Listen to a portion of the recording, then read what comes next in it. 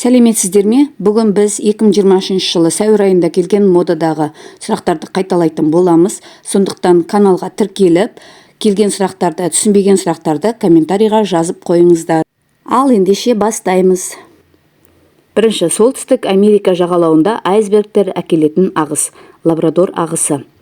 Солтүстік жартышарда 5-20 градус ендіктер аралығында орналасқан климаттық белдеудегі физгеографиялық нысан, Филиппин аралы. Келесі сұрақ.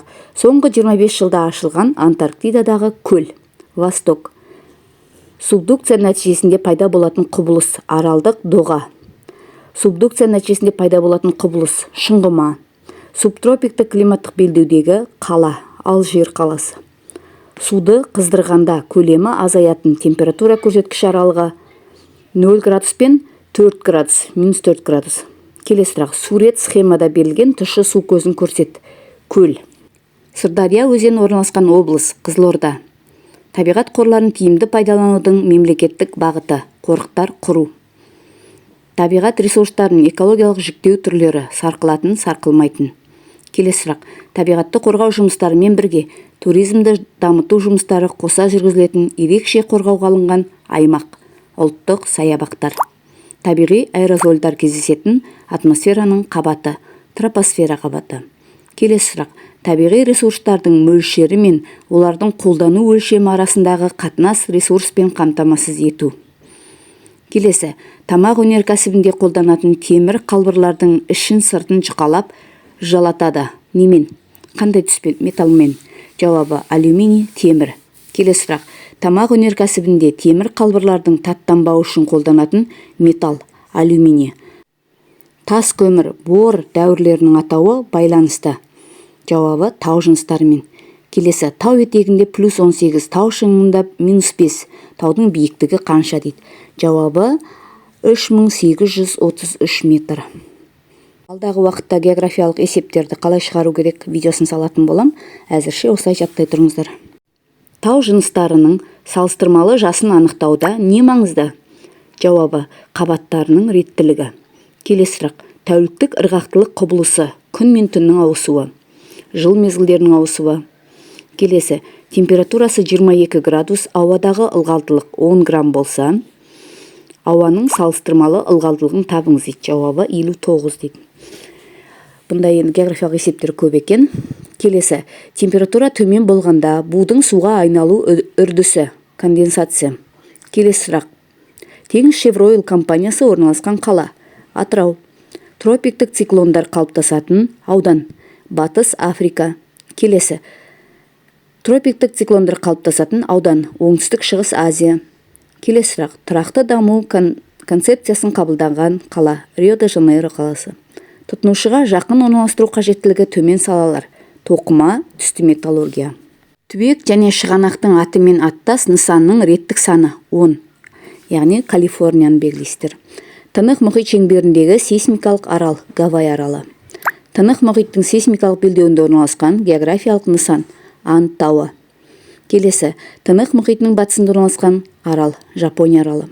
Келесі. Уранның барланған қоры 470 мың тонна, жылына 17,8 тонна өндіреді.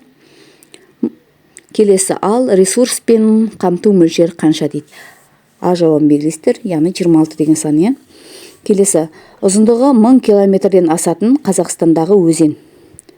Негізі ондай өзен саны Қазақстанда жетеу. Мынау бойынша шуды белгілейсіздер. Келесі. Ұлттық дінге жататын көрсет. Иудаизм.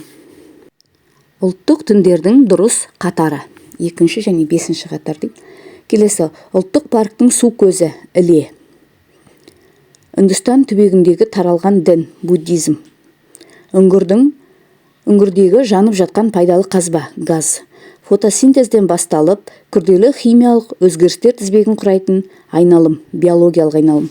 Христофор Колумб ашқан жағалауы жоқ теңіз, Саргас теңізі. Халық саны азаю байқалатын облыс, Солтүстік Қазақстан. Халық саны бойынша ең ірі ислам мемлекеті, Индонезия. Халық саны бойынша біршама тығыз орналасқан түбек, Корея. Халық тығыздығы 1 шаршы шақырымға 1000 адамнан асатын ойпат, Үнді Ганг ойпаты. Халықтың ұдайы өсу сипатын анықтайды. Жауабы туу және өлім коэффициенті. Христофор Колумб саяхатында жүзіп өткен мұхит, Атлант мұхиты. Христофор Колумбтың атымен аталатын географиялық нысан. Мемлекет. 20 ғасырдағы абсолюттік максимум және минимум температураның амплитудасы 147,2. Келесі циклдік ырғақтылық. Басты белгісі. Жыл мезгілдерінің аралығындағы қайталануы. Келесі шаруашылықтың даму жолдары. Интенсивті және экстенсивті. Келесі сұрақ. Шөлді аймақтарда желдің әсерінен пайда болатын морфомүсін. Дюна. Шығу тегі мен қалыптасуына қарай тау жыныстары бөлінеді. 3-ке. Ыдырату биологиялық өнімді жою функциясын атқарады. Жауабы саңырауқұлақтар мен бактериялар. Ірі сейсмикалық белдеулер орналасқан аймақ.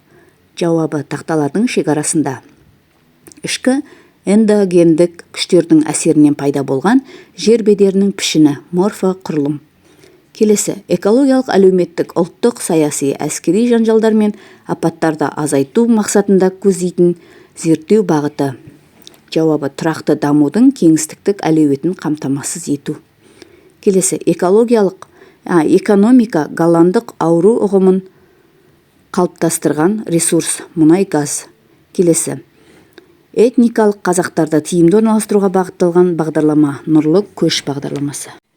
Ауа райын зерттейтін ғылым, метеорология. Әлем халықтарының 70% қоныс аударған картадағы елдер: ақш, Канада, Австралия. Келесі әлем бойынша халықаралық маңызы бар аса ірі теңіз порттары қалыптасуы мен орналасу факторындағы ерекшелігі: сырттан әкелетін шикізат. Басқару формасы елдері сәйкестендіру дейді. Конституциялық монархияға Лесото, абсолютті монархияға Катар, теократтық Бруней, республика Польша. Батыс Қазақстан облысының Бөрлі ауданында Орал қаласының шығысқа қарай 150 км жерде орналасқан Қарашығанақ.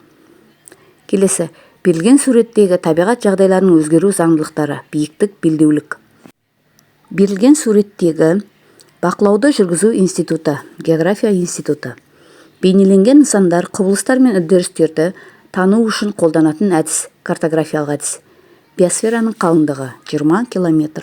Британдық географ ғалым саясаткер Хелфорд Джон Маккиндер мемлекеттің саяси және географиялық орнымен тікелей байланысты мемлекет үшін ең ұтымды географиялық орны немесе әлемнің жүрегі болып табылатын ел деп Ресейді анықтаған. Келесі гипсометриялық профиль бойынша биіктік айырмасы 50 метр. Ғылыми зерттеушілік географиялық зерттеулердің басым бағыттарын анықтау және ірі жалпы мемлекеттік жобаларды географиялық тұрғыдан негіздеу. Ол академиялық ғылым қызметіне жатады. Келесі дүниежүзілік мұхит суының басты қасиеті, тұздылығы мен температурасы. Еуразия материгінің орналасқан ең шеткі оңтүстік нүктесі Пиай. Ең кіші материкте орналасқан елдің әкімшілік аумақтық құрылымы федерация. Жердің литосфера, гидросфера, атмосфера және биосфера компоненттерін өзара әрекеттестіретін бөлігі географиялық қабық. Каспий маң ойпатында орналасқан тарихи мәдени ескерткіш сарайшық. Карта арқылы дұрыс тұжырымдаманы белгіле. Қыста жоғарғы қысым екен. Картада Ертіс өзені берілген, бастауы 2500 метр биіктікте. Алтай тауларының шығыс бөліктерінде Монғолия мен Қытай шекарасындағы Об өзеніне барып құяды. Ертіс өзенінің шаруашылық мақсатта игерілуінің маңызды түрі, бұқтырма сесі салынған. Картадағы дүние жүзіндегі ең су мол өзен. Су жинау алабы 7 миллион шаршы шақырым аумақты алатын өзен Амазонка. Картадағы Мексика, Бразилия, Үндістан мал шаруашылық салалары ірі қара. Кен қазудың едеуір тиімді деп есептелетін ашық әдіспен өндіруден кейін қалыптасқан ландшафт түрі, жасанды ландшафт. Картамен жұмыс жасау алгоритмін ретімен қой, шартты белгімен танысу.